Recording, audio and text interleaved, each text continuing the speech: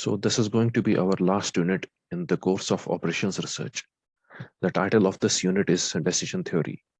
So let's first read the definition. Decision analysis is a set of concepts and systematic procedure to help the decision-making process. It helps the decision maker to select the best course of action out of the available options and different types of environment. So if we just have a brief look at the contents which we have studied, we can infer that we have been throughout the course that we have been making the decisions. Okay, if we go back to the linear programming problems, there were certain limited resources, and we had to utilize those resources in such a way that our goal is optimized, that is the profit is maximized, or the costs or the time are minimized. So there we had various alternatives to perform a particular task, but we had to select the best possible, which gives us the optimal solution. So that can be treated as a decision making process. Okay, so decision making process is the process where we have certain alternatives or options available in front of us, and which are feasible, but we would like to select the best option among them, or the best alternative. Similarly, if we look at the transportation problem, the problem was that the goods has to be transported from the stations to the destinations. So there could have been various alternatives in front of us, or the options in front of us, but we used it to select the optimal, okay, that the best possible combination such that our transportation costs get minimized. Similarly, if we look at the assignment problem, we had been discussing which job will be allotted to which worker so that our goal gets optimized.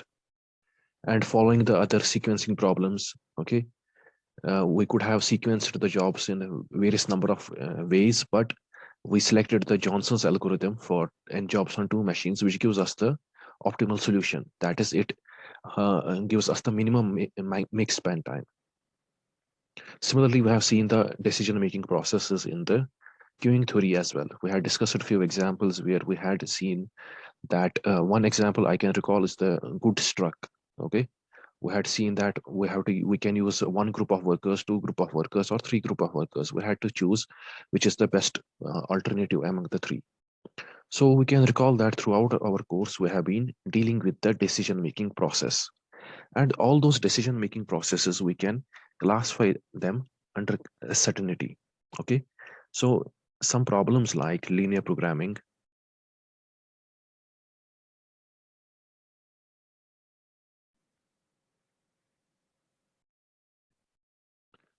transportation,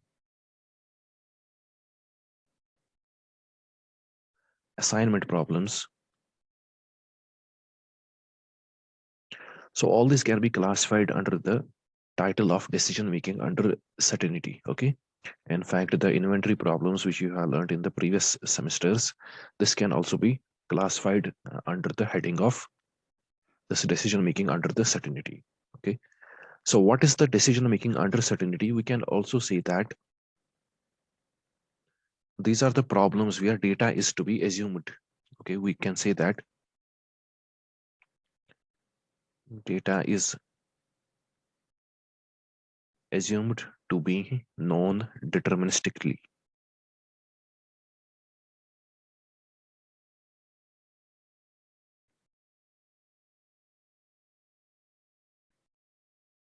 Okay, so this is one kind of decision making process.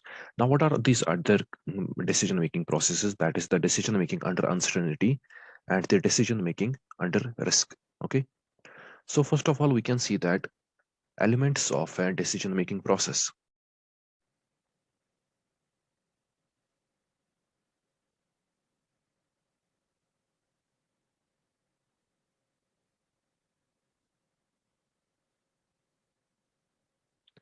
And I'm going to discuss the elements which are common into all the decision making processes. Some decision making processes might have some additional information, but let's discuss the three characteristics, or we can say that three elements of a decision making process.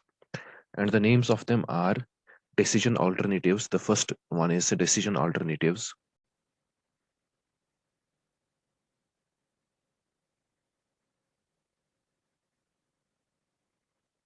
Second is what we call as the states of nature.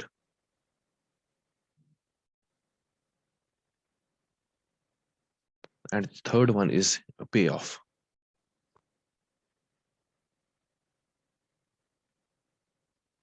Okay, so these are the elements or characteristics of a decision making process, and it is common to all the decision making processes. Okay, so let's learn them one by one.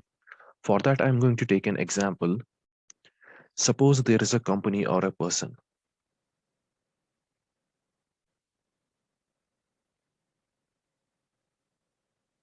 Okay, this company or a person owns a piece of land.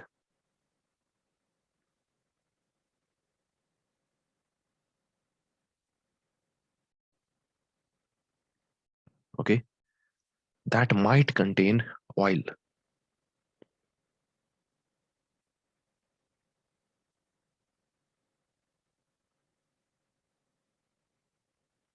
Okay, so there's a company or a person and it owns a piece of land that might contain oil. Okay, so he doesn't know whether it is containing oil or not, but there is some speculation that there might be oil beneath this land.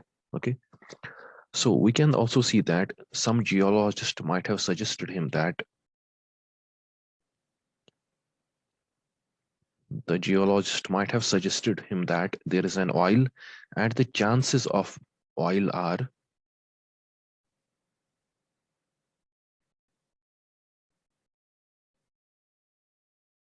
1 in 4. Okay, so there is a possibility that there is a 25% possibility that the what we call as this the land, okay, the land might contain oil beneath it. Okay, so there are certain options available to this. Once it has been known that there are the chances of the presence of the oil in this land, then there is an oil company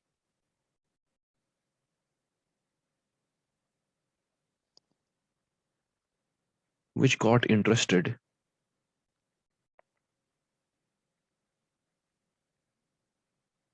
in purchasing this land.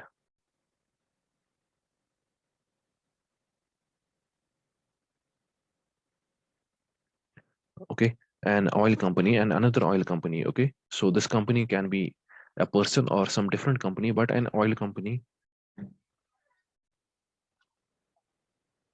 Okay, so what we have been discussing, that a person or a company owns a piece of land, and there is a chance that this land might contain some oil beneath it. So seeing this chance of presence of the oil beneath this land, an oil company just got interested in purchasing this land, and that oil company is suppose offering it is offering that $90,000, okay, to get purchase this land. Okay, so it is offering this person $90,000 so that the company will purchase this land. One thing to note is that let us suppose that the cost of drilling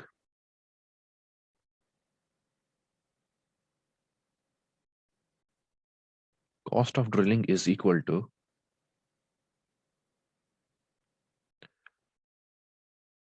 $100,000.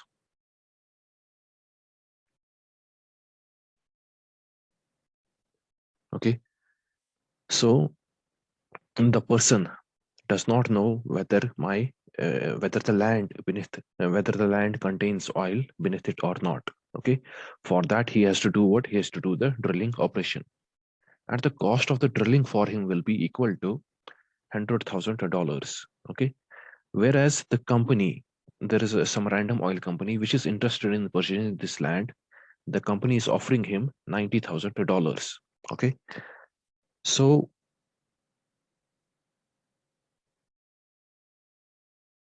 now if this person himself starts drilling, okay, performing the drilling operation to see whether to check whether there is an oil beneath it or not. Okay, now if he finds the oil,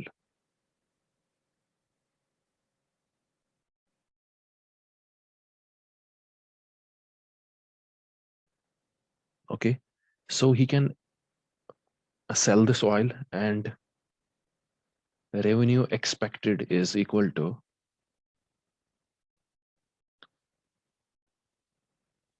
$800,000. Okay, this is the revenue expected. So if we subtract the drilling cost from it, drilling cost was equal to $100,000. We can say that the profit that he will get is equal to, that will be the difference of these two, that will be equal to $700,000. Okay,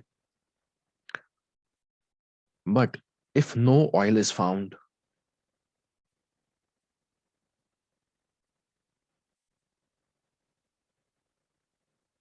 obviously that will result a loss of rupees, or in fact I can say that it will result in the loss of $100,000. Okay, because he is going to perform the drilling operation which will cost him $100,000, and if he found nothing, okay, no oil beneath the land, that means that he has lost $100,000. Okay, so these things can be written in the form of a table. Okay, these can be written in the form of a table. So we can see that there is one column that is known as this alternatives or actions. There will be one column pertaining to it, and one thing here is that we are going to define is state of nature. So let's see what are the states of nature. Okay, so first of all, let's see what are the alternatives. The first alternative for him is drill the land. Okay, he has in front of him two options, that is he will drill the land and he will check whether there is an oil or not. Okay, and second thing is that without drilling the land, he might sell this land to an oil company, okay, which is offering him $90,000 for this land. Okay, therefore the second alternative or second option or second action he can perform is sell the land. Okay, so states of nature, what is the possibility? And when he is going to drill the land, okay, what is the possibility? Under this land there is a possibility that there is oil, or beneath the land there isn't any oil, that is the land is dry. Okay, so these are the two possibilities. So what happens if he drills the land and he finds the oil? What is the profit he's going to get? That is equal to $700,000.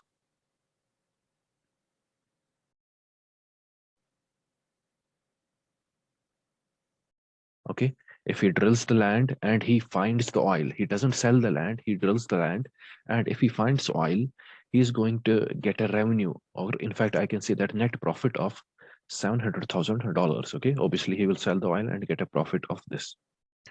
And if he finds no oil beneath the land, he will incur a loss which will be equal to the drilling cost. That is, there will be a loss, therefore this has to be represented by a negative sign. He will lose this $100,000 which he used for drilling the land. The another option or alternative for him available in front of him is to sell the land.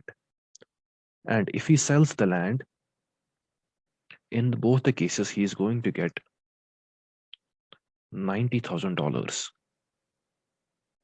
Okay, whether after selling the land, whether it is whether there is oil beneath the land or there isn't any oil beneath the land, that won't affect his profit because it won't matter to him. His land is not his after selling. Okay, so in both the cases he is going to get, whether it contains oil or it does not contain oil, he is going to get his $90,000. Okay, so there is he has to make some decision, but these decisions are coming under uncertainty. Okay, it might contain oil, but there is another possibility that it doesn't contain oil. Now there are two options available for in front of him, that is drill the land or sell the land. Therefore he has to make a choice among them. So this is where we can have certain decision analysis. Okay, we have to make a decision analysis. We have to some certain criteria by which we can make this kind of decisions. Okay, so this is one example. Let me give you another example. There is going to be a live concert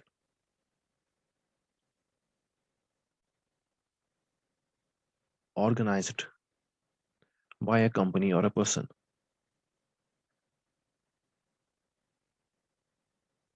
Okay, there might be a live concert. Okay, some singing or dancing concert. This concert organized by a company or a person. Now he has two options available in front of him, that is actions or alternatives.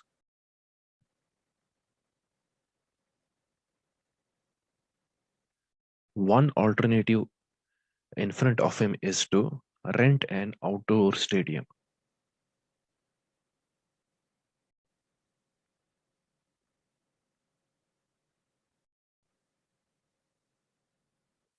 And the second option available in front of him is rent an indoor stadium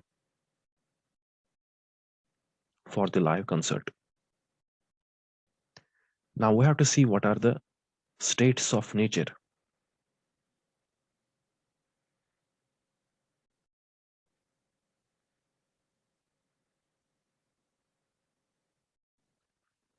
The first state of nature is that on the day of the show, it might rain.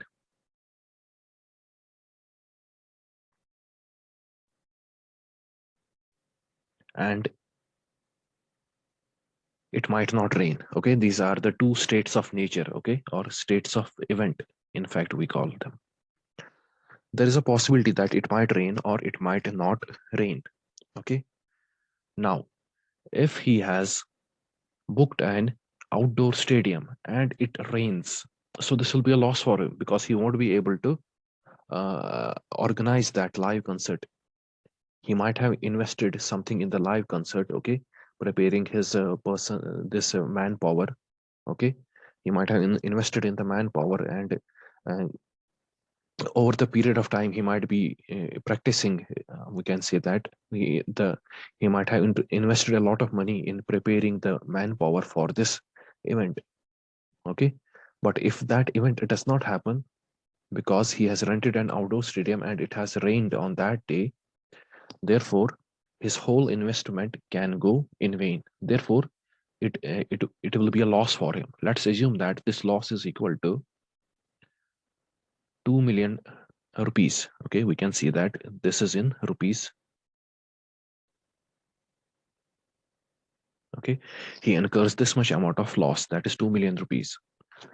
Now if there isn't any rain, okay, if there isn't any rain, he might get a profit of suppose 17.5 million rupees.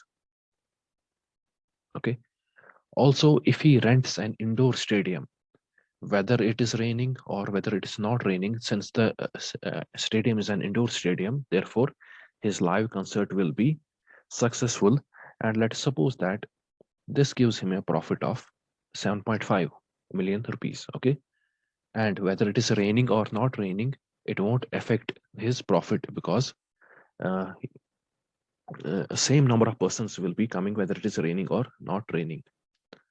But see here, the 17.5 is greater than this rent of an indoor stadium. Okay, we can see that if he is renting an indoor stadium, he will earn a profit of 7.5. But if he is renting an outdoor stadium, he will earn some more profit because an outdoor stadium usually has a higher capacity. Therefore, so large number of people might come to visit the outdoor stadium. Okay, depending upon the capacity, and usually the indoor stadiums have less capacity. Therefore, for this example, roughly I have shown that the profit will be more. Now, what should he do here? Okay, he has two alternatives or two options in front of him. What should he do? Okay, so this is these problems can be solved with the help of these decision making analysis, and these decision making analysis are coming under the problem of uncertainty. Okay, these are coming under the problem of uncertainty. One thing more we could have added here is the chance. In this case, okay, we could have added another row that is known as chance. Although it's not an alternative, but The alternatives are only drilling the land and selling the land, but there is a chance that, what is the chance of getting oil that was equal to 1 is to 4. Okay, we had seen that it is equal to 1 is to 4. That is, the probability of getting then oil is 0.25, as was suggested by the geologist, that there is a possibility of 25% possibility that we will get an oil under the land. Okay, the rest of the possibility, that is 3 by 4 or 75%, there is a 75% possibility that there isn't any oil beneath the land. Okay, so how we are going to solve these problems, that we have to look in this analysis, okay, in the decision making analysis. But what are the elements that are common to all the decision making analysis? See, this chance isn't common to this decision making analysis. Okay, what are the commons that the common thing in any decision making problem are these alternatives or actions, these states of nature, and these costs. Okay, and these costs. So we have three elements which I had written in the previous slide: decision alternatives, states of nature, and these costs are known as payoff. So let's define them one by one. Now let's discuss one by one what are these three elements or characteristics of a decision making process which are common to all the decision making processes. The first one is decision alternatives, and these are also known as courses of action, or they are also known as strategies. So how do we define them? These are the possible choices available to a decision maker before taking a decision. Or in other words, we can also say that these are the set of feasible alternatives under consideration for how to proceed with the problem of concern. So in the examples given, which I had given, suppose renting an outdoor stadium or renting an indoor stadium. In this case, these were the two alternatives, or we can say that these were the courses of action or the strategies.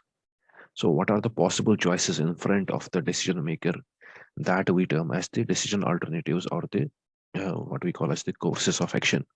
Obviously, they have to be at least two or more than two.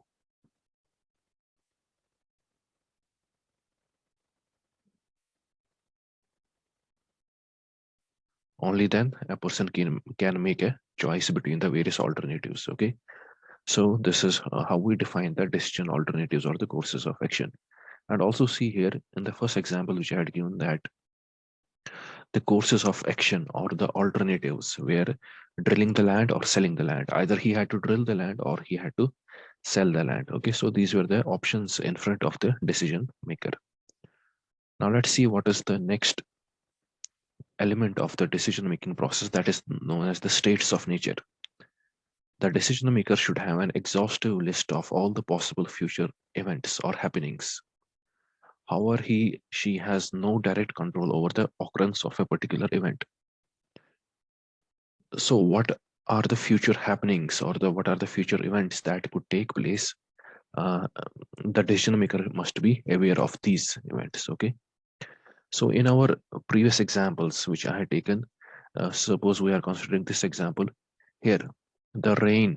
Okay, whether it will rain or whether it won't rain, these were the possible states of nature. Okay, it could have rained, or on that particular day in which the on which the live concert was going to take place, or it couldn't have rained. Therefore, these were the two states of nature, or states of what we call as the events as well.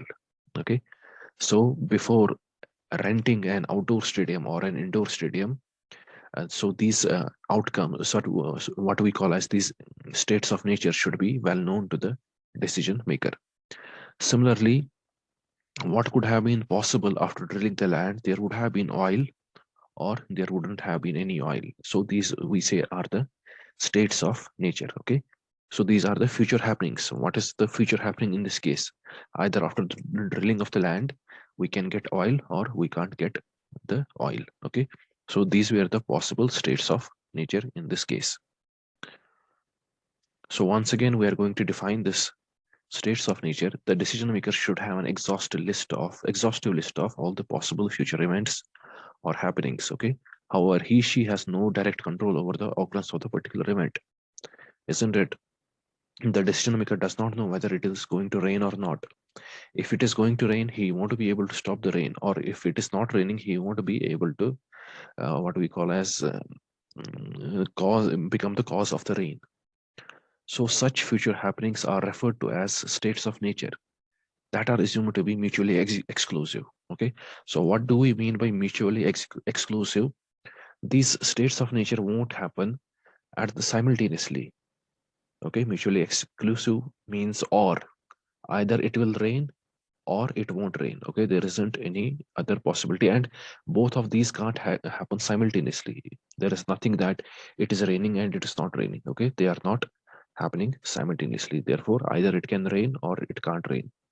And in the first case, either we can find the oil or we can't find the oil. So these were the possible states of nature. Now the third thing is payoff. How do you define payoff? For each combination of an action and a state of nature, the decision maker knows what is the resulting payoff, what the resulting payoff would be. Okay, so if we go back to the previous examples, if he is renting an outdoor stadium and it rains, he knows that he will incur a loss of rupees 2 million. If he is renting an outdoor stadium and it is not raining, then what will happen? He will incur a profit. Okay, he will gain rupees 17.5 million. Similarly, in the case of renting an indoor stadium, if it rains or it doesn't rain, this he will in both the cases earn a profit of rupees 7.5 million. So these quantities minus 2, 17.5, 7.5, these are all the payoffs. Okay, so these are the payoffs. So these payoffs are actually the outcomes of a particular combination of the course of action or and the states of nature. See, the first course of action is outdoor stadium, and the first nature state of nature is rain. Okay, so corresponding to this set, that is corresponding to this combination of renting an outdoor stadium and raining, we have a payoff of rupees minus 2 million. That is the loss of rupees 2 million.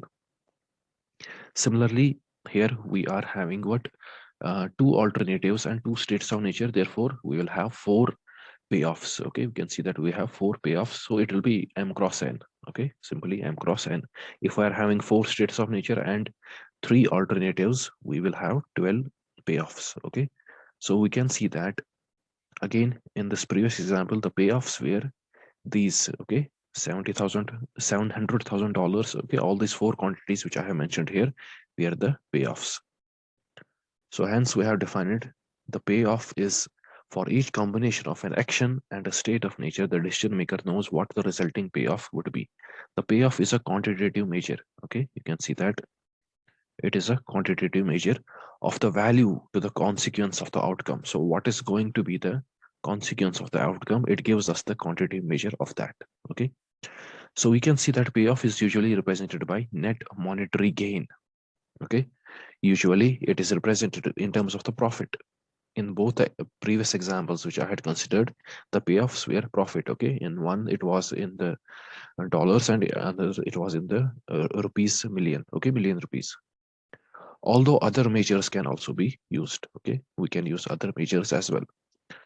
Sometimes instead of the profit there will be the loss column. Okay, they are all connected together. Okay, so that is again a monetary value, quantitative value. Loss can be a payoff. Okay, in the previous cases we had considered the profit to be the payoff.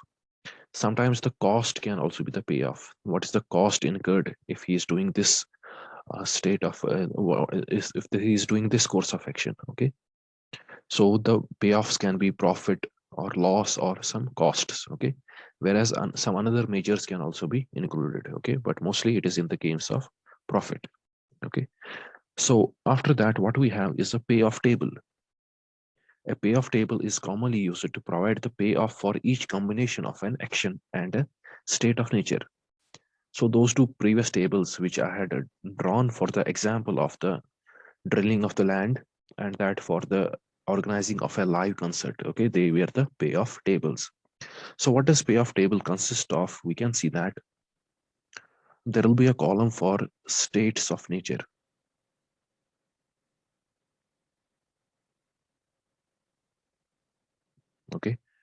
and there will be a column for courses of action.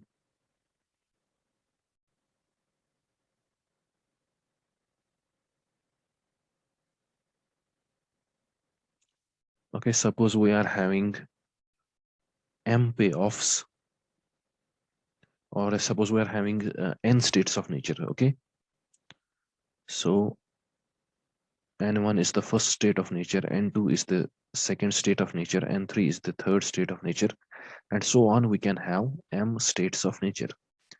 Similarly, we can have various courses of action. Suppose S1 is the first course of action, S2 is the second course of action. Okay, these are also known as strategies. Therefore, here we are representing strategy 1, strategy 2, strategy 3,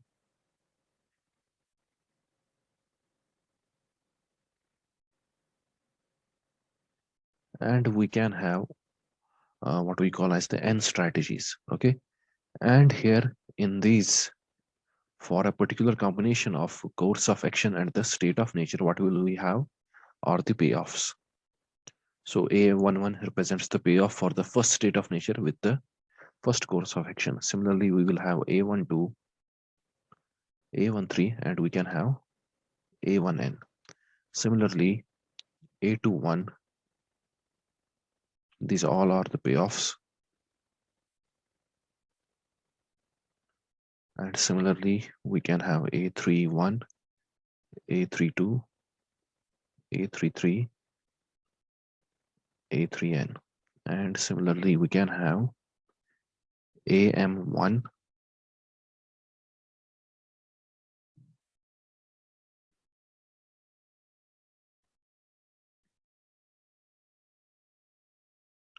okay, so for M states of nature and N states and N courses of action, we will have these number of payoffs.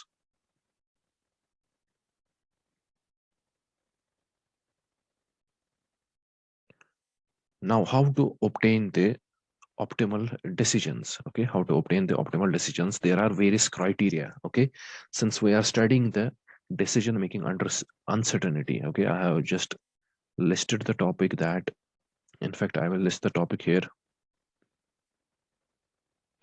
decision making under uncertainty. So under this, we have 5 criteria, and I have taken an example where there are 4 states of nature. Okay, these are the 4 states of nature: N1, N2, N3, N4, and there are 3 strategies or courses of action. And all these quantities here listed are payoffs. Okay, I'll just like to rub this off. Instead of this, I can keep it to be 18,000, suppose, or let's keep it to 19,000.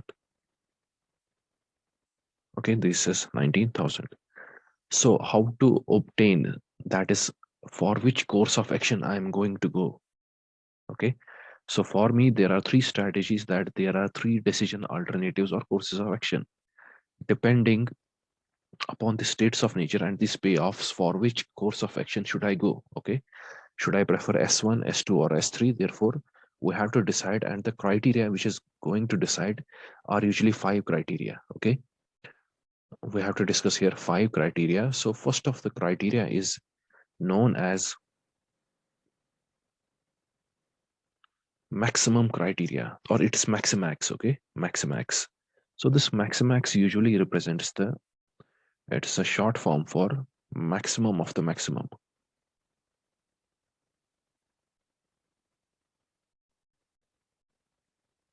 Maximax. Okay, maximum of the maximum.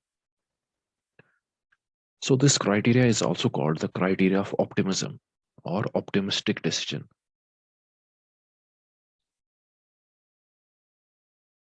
Okay, so this is also known as the criteria of optimism or optimistic decision.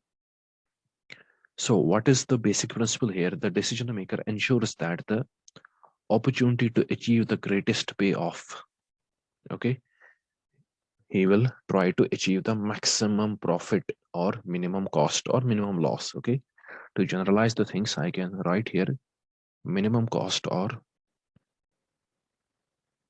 loss. Okay, so he will directly go for that outcome where there will be the maximum maximum profit or greatest payoff. Okay, or in we can see, in other words, we can say that minimum cost or minimum loss. Okay, so the opportunity to get the maximum profit is in the mind of the decision maker. So we can see that obtains maximum of the maxima in case of profit and minimum of the minima in case of loss. Okay, obviously he will tend to get the maximum profit or minimum loss. Okay, minimum loss. So see here, what are the various steps in this criteria? So first step is that locate the maximum payoff value for the profit. Okay, locate the maximum payoff value for the profit or minimum value for the loss or cost, because we want to maximize the profit or the decision maker wants to minimize the loss or the cost. Okay, corresponding to each course of action. Okay, what is the first step here is that locate the maximum payoff for profit. In my current example, the payoff is profit in rupees, in rupees. Okay, see here in my current problem, what is the payoff? The payoff is I can write profit in rupees.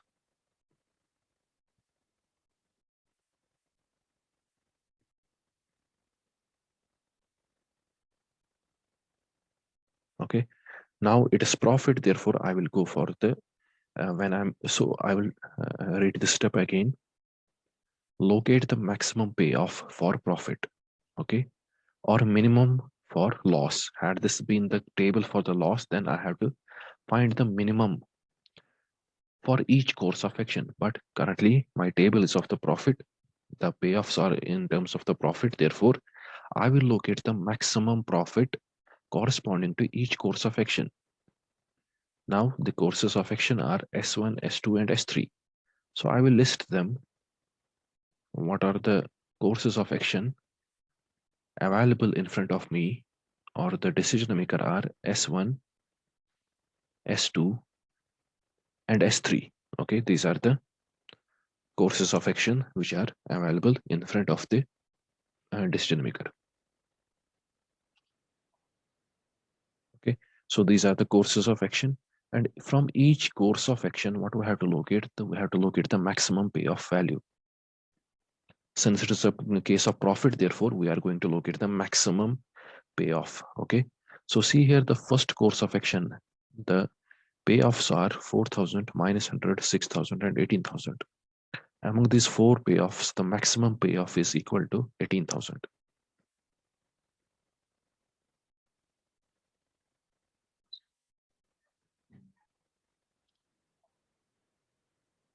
So from the first course of action, we can see that the maximum payoff is rupees 18,000. Now from the second course of action, see that this is S2 here.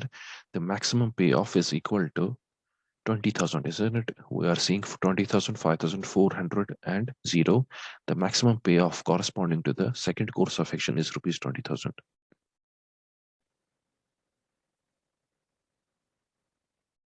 And corresponding to the third course of action, the maximum payoff is rupees 19,000.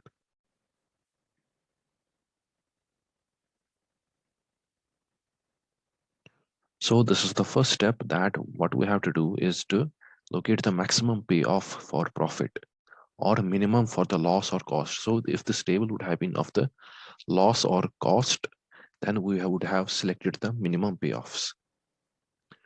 Now what we have to do in the second step, locate the maximum for profit. Okay, for the profit we have to look for the maximum, or we have to look for the minimum for loss or cost, and that is not the case in our current example. So locate the maximum profit among the payoffs obtained in the first step. So see here, there are three courses of action, and these are the maximum which we had located in the first step, and from all these three we have to locate the maximum again. That's why this problem is known as the maximax, maximum out of the maximum. Therefore, this is the one which is the maximum out of these three maximums. Locate the maximum for profit among the payoffs obtained in the first step and identify the corresponding course of action that will yield the optimum decision. So corresponding to this 20,000, the course of action is S2. So here optimum as per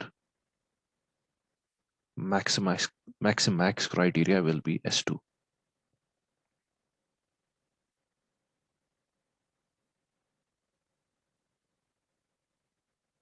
S2 course of action. Okay, so this would have been the what we call as the criteria. So this the optimum solution as per the Minimax criteria. Okay, so if instead of the profits that so if I can say that this was actually for the profits, if instead of the profit the loss was mentioned in the table, okay, instead of the profit what was mentioned in the table was loss. Okay, then among the courses of action S1, S2, S3, what would have we selected? Okay, if the table would have been for the loss or cost, then locate the maximum payoff for profit. Now we are not considering the profit, or minimum value for the loss or cost. Okay, if the table would have been of the loss or cost, then what we had to select the minimum values corresponding to each course of action. So we can see that the minimum values for each course of action would have been here -100, 0, and -2000. Okay, -100, 0, and -2000.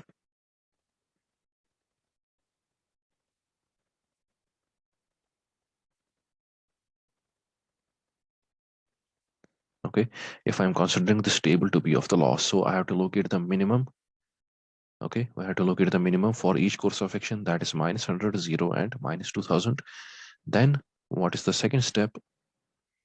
And I didn't locate the minimum for profit, sorry, locate the maximum for profit or minimum for the loss or cost. Now in this current situation I am considering the table to be of the loss table, therefore I have to select among the payoffs minimum obtained in the first step and identify the corresponding course of action that will yield the optimum decision. So among these selected minimums, the minimum is for S3. Okay, then so if the loss would have been, if this table would have been of the loss, okay, then this would have been the course of action. Okay, because I would obviously go for the minimum loss or I would go for the maximum profit.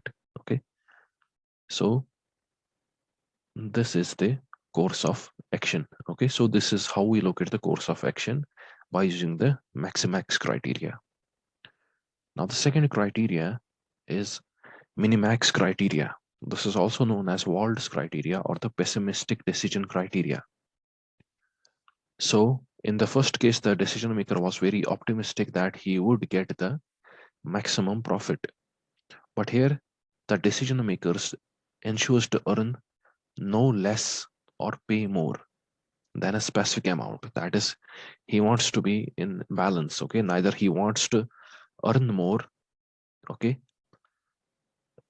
neither he wants to pay more nor he wants to earn less. Okay, so it's somewhat a balanced criteria. Okay, so the first was the best optimistic criteria that he goes for the maximum profit. Okay, so here he goes for some medium range values in the case of the Minimax criteria.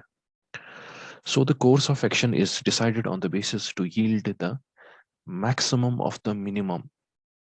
Okay, in case of profit, maximum of the minimum in case of profit. So the current table is of the what we call as the profit. Okay, the current table is for the profit, therefore our course of action will be decided on the basis to yield maximum of the minima in case of profit. So what is the first step we have to follow? Locate the minimum payoff in the case of profit corresponding to each course of action. See here in the Minimax criteria, we started by locating the maximum payoff. Okay, we started by locating the maximum payoff. But here we have to start by locating the minimum payoff. So if the courses of action are S1, S2, and S3, the minimum payoffs, okay, we have to see the table again. The minimum payoffs corresponding to these courses of action are -100, 0, and -2000.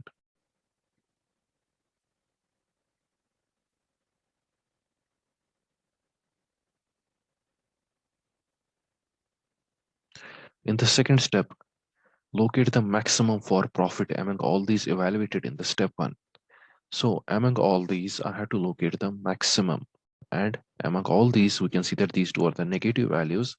The maximum is for S2. Okay. So this will be the optimum criteria. Okay. Optimum course of action as per Minimax criteria. Okay. The things will change if the table was for the loss or cost. Okay. Then what was the steps that we had to follow? Locate the minimum payoff in the case of profit corresponding to each course of action. So this was for the profit. If the table would have been of the loss, then we had to locate what? We had to locate maximum in case of the loss or cost. Okay. We had to locate the maximum values. So instead of these values, we would have located the maximum values. And from the maximum values, what was the next step? If the table had been of the loss, locate the minimum for cost or loss. Okay, out of these obtained values, we have to locate for the minimum. Then as per the minimum would have been 18,000. Then S1 would have been the optimum solution as per this Minimax criteria. Okay, so we have to be careful whether the table is given for loss or it is given for what we call as this profit. Okay, hope this is clear to all the students, and the rest of the three criteria we are going to discuss in the next lecture. Okay, and we'll discuss one more example in which we will together discuss all these five criteria once again.